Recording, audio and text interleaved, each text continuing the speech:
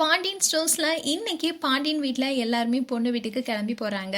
அப்போ ராஜி கழுத்துல எவ்வளோ நகை இருக்கு, கோமதி அரசிக்கு வாங்கின நகைய மருமகளுக்கு போட்டு விட்டுருக்கா, எவ்வளோ பெரிய விஷயம்னு ராஜியோட சித்தி பாட்டி கிட்ட சொல்லிட்டு இருக்காங்க. இன்னொரு பக்கம் பொண்ணு வீட்டுக்கு பாண்டியன் குடும்பத்தோட வராரு. அண்ட் தங்கமேனுடைய அம்மா இவங்களா எங்க சொந்தக்காரவங்கன்னு சொல்றாங்க. பாண்டியன் சொந்த பந்தம்லாம் ஏகப்பட்ட பேர் இருக்காங்கன்னு சொன்னீங்க, இப்போ மொத்தமா 10 பேர் கூட இல்லையேன்னு கேக்குறாரு. தங்கமயிலுடைய அப்பா நேரம் கம்மியா இருந்ததால யாரையும் கூப்பிட முடியலன்னு சொல்றாரு. ஆனா பாண்டியன் இருந்தாலும்னு சொல்ல வரும்போது மயிலுடைய அம்மா எவ்வளவு நேரம் தான் நிப்பீங்க, உட்காருங்கன்னு சொல்லி பேச்சு மாத்துறாங்க. மீனா இது நடக்கும்னு நான் நினைச்சேன், அக்கம் பக்கம் கூட யாரையும் கூப்பிடலன்னு செந்தில் கிட்ட சொல்றாங்க. செந்திலும் ஆமான்னு சொல்றாரு.